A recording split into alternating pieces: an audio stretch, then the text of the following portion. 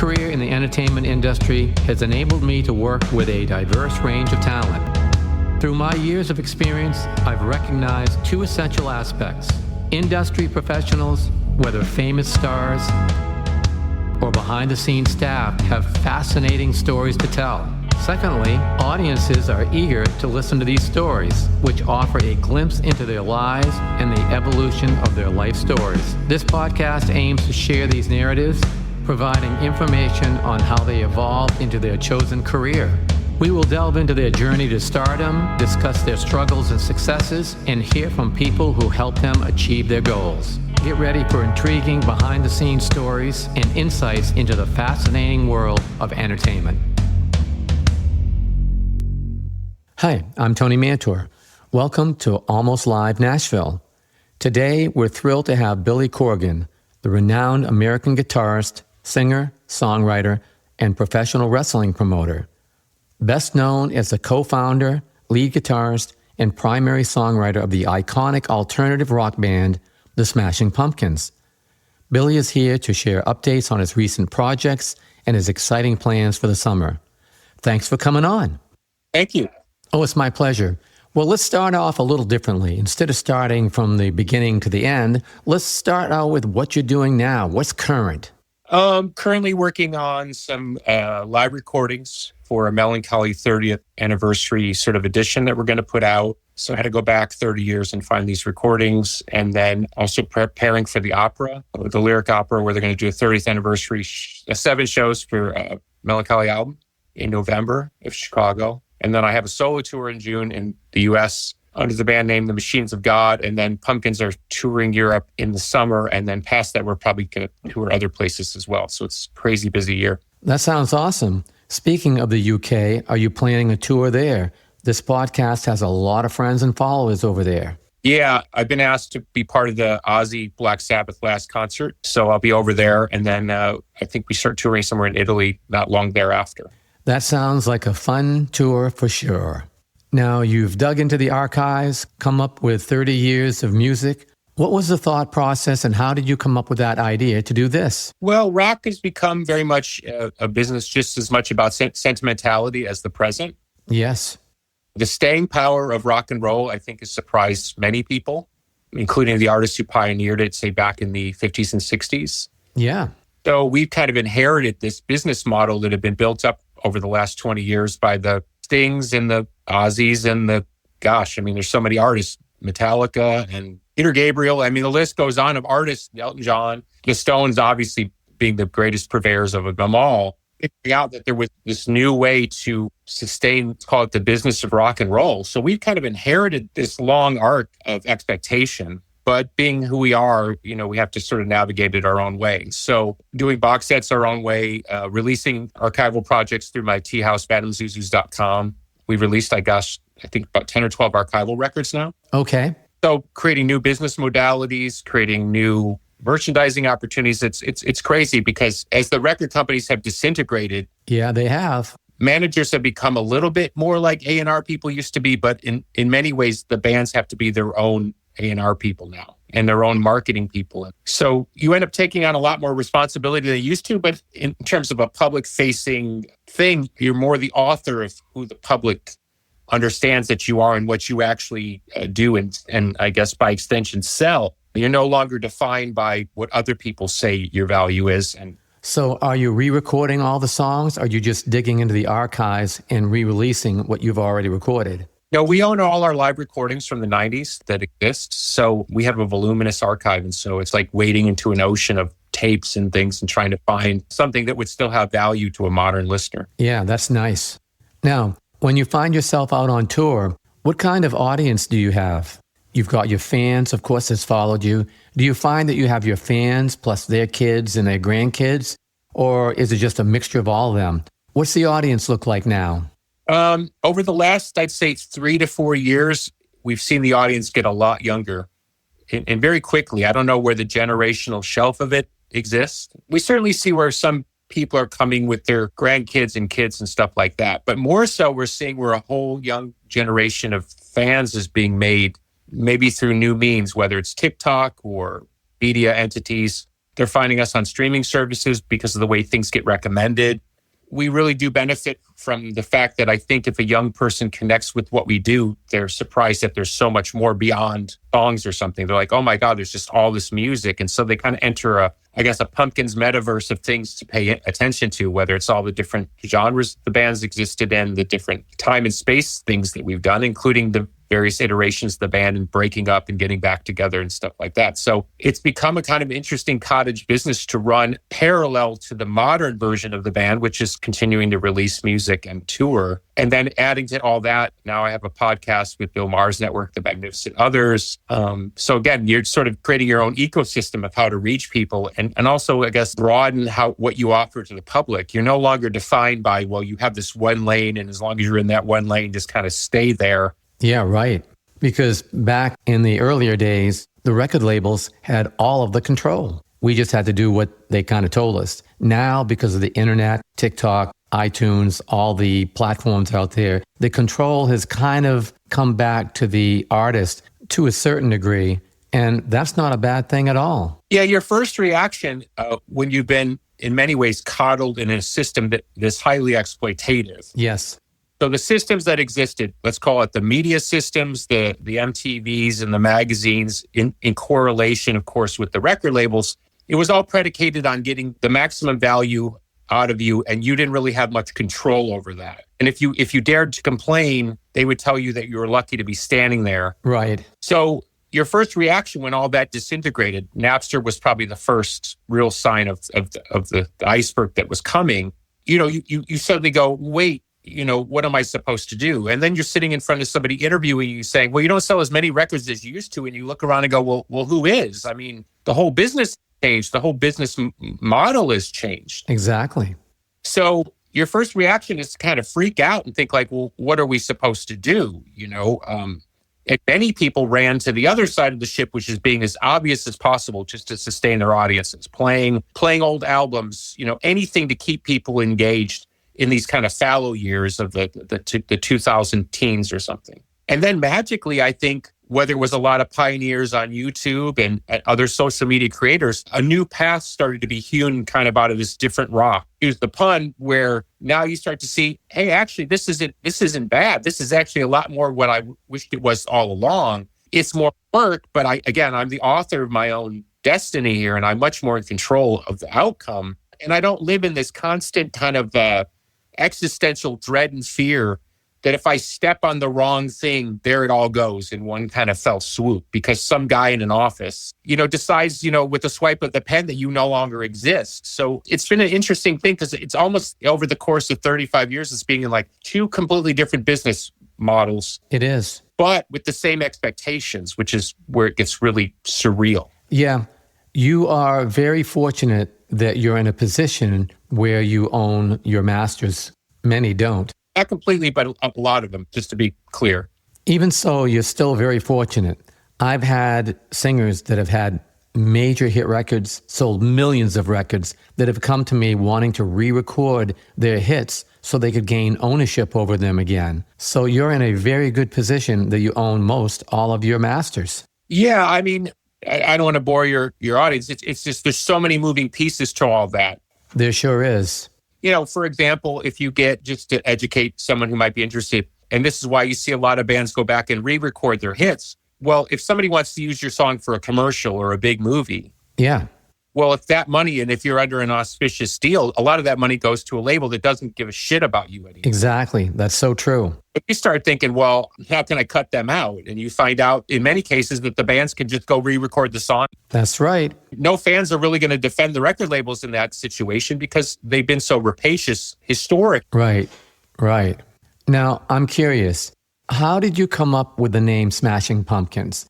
I ask a lot of bands how they come up with their names, and the answers are just so very interesting. Some people have their ideas of what they think it is, and when they find out, it's totally opposite of what they thought. It was honestly just a joke. It was never meant to be a permanent name. And then when we first started playing concerts, we thought, well, we'll just use it until we figure out something better. And we just never did. I've heard that so many times. We could never think of, I'm not saying we couldn't think of something cooler or more fun or better. It's just nothing ever stuck. Yeah. Yeah, I've heard that story so many times, and it's just so cool to hear it. Now, I can't have you on this podcast without mentioning and talking about the NWA and your wrestling promotion. Are you still active with that? And how did that all come about that you got involved with wrestling? Well, no, I own the National Wrestling Alliance, which is the oldest professional wrestling body in the world. Yeah. Since 1948, this year, 77 years of continuous operation. So, no, I'm the president of that, and it's all owned by me. And we're producing 60 hours of television a year and running live events all over the country, and it's an intense business to be in. It is. Now, how did that happen? I mean, here you are in music, and I do know that music and wrestling intertwined, especially in the late 90s, early 2000s. So how did this all come about for you? I think I was a fan as a kid, then I lost interest, and I kind of came back to my late 20s. And I started going to shows, and because I was a bit of a celeb, I got access to meet some of the famous wrestlers, and I found myself sort of fascinated by the behind-the-scenes world of wrestling more so than what went on in the ring. Okay, that makes sense. And somehow, through a long series of strange events, I just end up working in the business. End up at some point working for the second biggest company out of Nashville at the time, which was TNA. Yeah, I remember them. Yeah, owned by Dixie Carter. Yeah, I remember her. And I ended up working for Dixie for about 3 years. Ended up owning a piece of the company. Then it fell all into lawsuits and all sorts of things. And I thought, okay, I'm done with this. And then I got the opportunity to buy this historic brand, and it was just too tempting. Yeah. Similar to what we were saying before, where the temptation of being able to do professional wrestling, but my way, not somebody else's way, not to have to work through a boss. That's a good thing. Do it in my own way was really tempting. And it's been a very interesting journey of 7 years now of trying to figure out how to run a historic wrestling company in a very quick changing, fast-paced digital rights world. Yeah. Where the most durable entities in that world are sports related. Yeah. Because now I'm here in Nashville, and I heard a lot of things about TNA and what was going on. So where are you based? Are you based out of Chicago, or where is it? We're all over the place, really. We have a decentralized office, so everybody kind of lives where they live, and then we just communicate digitally. It's the type of business that would be impossible even 10 years ago. Yeah. But now with technology and file sharing and all that, I mean, we operate as a digital office. Nice. Real nice. So let's get back to your music. You're touring this year. So when is that starting? What do you see happening? And what are some of the cities you are planning to go to? Baltimore, Boston, New York, mostly east of the Mississippi stuff. Good. Are you planning on coming to Nashville? I don't remember off the top of my head. I'm so sorry. Oh, that's okay.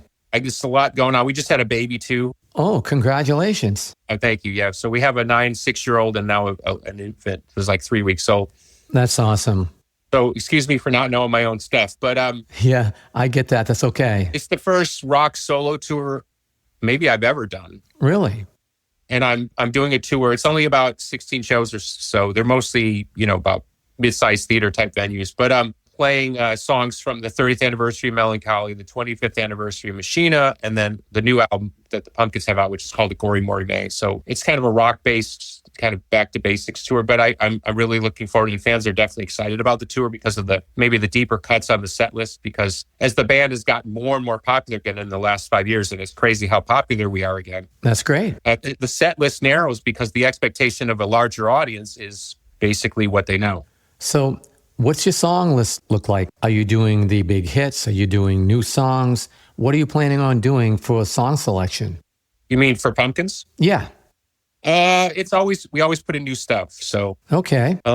It's actually fairly robust as far as a band of our stripe. We probably play more new material than most. Nice. That's great. When you hear a lot of the bands out there, you expect to hear their monster hits. You don't really see or expect to see a lot of new material out there. So I think that's just absolutely fantastic. You're putting new material out there for them to hear.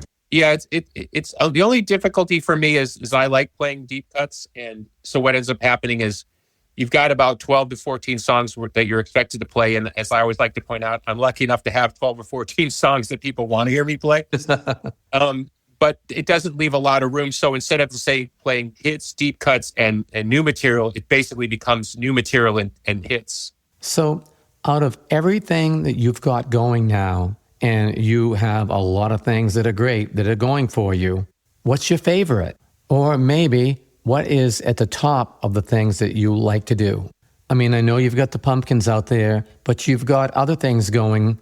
Does that do as well as you hope and expected it to do? You mean in terms of other musical stuff? Or? Yeah. Oh, no, it's just doing quite well. No, there's just to kind of put a halo over the thing.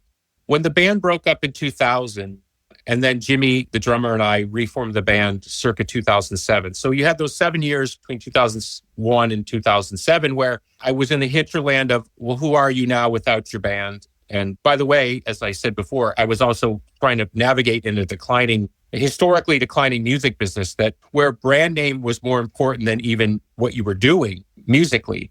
So going as a solo artist and trying to create a separate career outside the band was very, very difficult.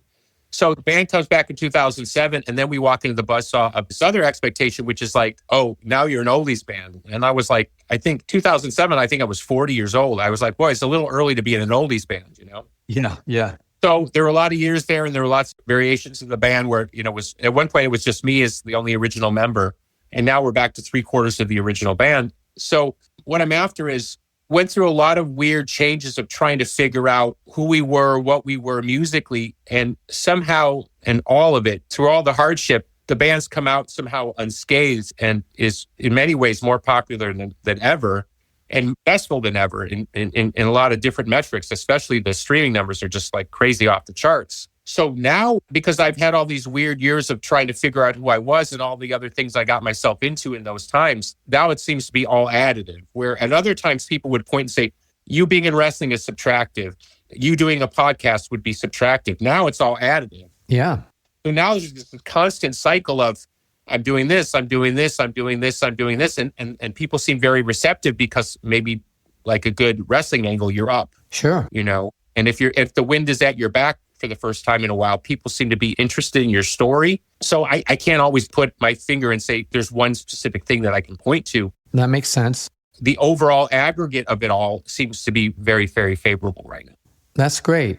When you can look back at your career and it's still going, when you look at others, they either become stagnant or just not doing much at all, it gives you a sense of pride that you're doing something, like you said earlier, that some people just want to come out and hear what you're doing.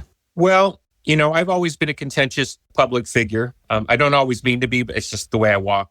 I do remember being in the 90s at the height of all those things and trying to sort of differentiate in my own mind, let's say the difference between my band and other bands. I felt that we had more drive than most of the bands of our generation, and we were made fun of for that, which I always thought was a strange thing coming from a middle-class Midwestern town like Chicago. Basically making fun of somebody's work ethic as if it was as something that they should be ashamed of was always strange to me. I get that. So the band in many ways outworked a lot of other bands, whether or not people agreed with our musical aesthetic decision-making. Sure.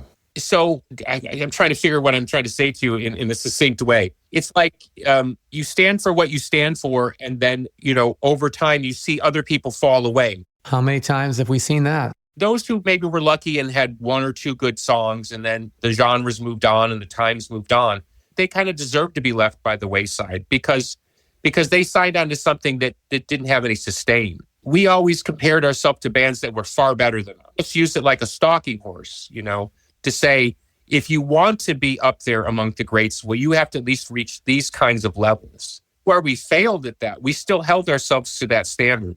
And particularly in independent music, we were surrounded by a lot of bands that did not hold themselves to those standards. More about wearing the right t-shirt and having the right mustache. So those value systems, our drive and our willingness to push ourselves maybe past the limits of our ability, I think it really held up very, very well in the long term. But it's been a very strange journey to take because independent music, by and large, does not celebrate that type of mindset. Yes, you are so correct there. I'm here in Nashville. I've seen people come. I've seen people go. Some have done well and some haven't. I tell my artists exactly what you just said. Go out there and work hard. work harder than the person that's working for you, and then that gives you just an opportunity for success. It's not a new story to say that when you're young, you're brash and you're a bit arrogant and you think, everything is so great. I'm really, really humbled at this point in my life, 58 years old. And like I said, I got 3 kids under the age of 10. I'm really, really humbled to still be in the game, to still have the drive, the hustle to want to work with other artists. Yeah. It's a really, I don't want to say it's shocking because that's sort of the wrong word, but it's sort of like eye-opening. It's like, wow, I not only did I make the cut, I'm still here and I'm still excited and I'm still so thankful to be part of this. The music business has so many things that you can point to and just shake your head and say, this makes no sense. People who can't sing, people who can't dance, people who can't write a tune to save their life, people willing to auto-tune their way into heaven. I mean, I know you've seen it and I have too. That's so true. But somehow in the weird shake of the thing, the talent, those who are, I guess, have some kind of special thing in their heart, whether it's a Waylon Jennings or a Dolly Parton, yeah, or a Willie Nelson, or, there's so many. I'm just picking Nashville because I love Nashville country music. Sure. I love Webb Pierce, Yeah. When you go back and listen to these great catalogs, you realize that what really differentiates a star from the rest of them is a particular something. You could even say it's a particular form of insanity. Yes. But the love of music has to be at the foundation of it. So true. And you can pick up any Waylon Jennings album. That man loved music. He knew music. He was great at music, but he loved music. He had idols. He talked about how he stole his hairstyle from this guy and, how he always was in the shadow of this guy. I mean, that's the real business of music, not the shiny American Idol version, which has been sold to a bunch of young people. Yes. But the real in the studio all day because you can't figure out a better chord in the chorus and all that stuff. That's the real heart of our business. And I'm really proud to still be part of that. And I'm really humbled that I've somehow carved my way through it, because there were many years where people just didn't think I belonged, and it was sort of strange. Yeah, I tell a lot of people, until they've driven up and down a road in a van, driven all night long, didn't get any sleep, they really don't know what the music business is all about, and you've got to pay your dues. Yeah, I do remind myself at times when I'm being a bit grumpy, like, 30 years ago, you would have killed for this moment, Yeah, for sure. So you've been in this business for so many years. Looking back, what's one piece of advice that was given to you that because of it, you said to yourself, that may have changed my journey?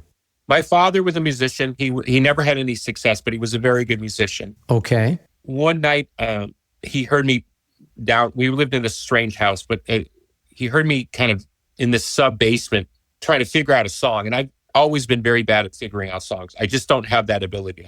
Jimmy Chamberlain, from the drummer of the Pumpkins, is far better at figuring out a song than I am. And my dad heard me hacking away at something, and he said, "What are you doing?" And I said, "I'm trying to figure out this song." He kind of shrugged his shoulders and said, "Write your own songs." Yeah. He says, if you're ever going to do anything in this business, it'll be because you write your own songs. Yeah. The most valuable piece of advice I've ever been given in my life, because it was the perfect moment where a light bulb went off, and I thought, I'd rather spend 2 hours trying to write my own song than learn somebody else's. Nice. That really was great information. I got that when I was 18. Nice. And I started writing songs not long after. Awesome. And we are, God, how many years? 40 years later, and I'm a good, probably 500-600 songs in now. Yeah, that's awesome. Well, this has been great. Great conversation, great information. I really appreciate you taking the time to come on and share your story with us. Oh, thank you, Tone. Oh, it's been my pleasure. Thanks again.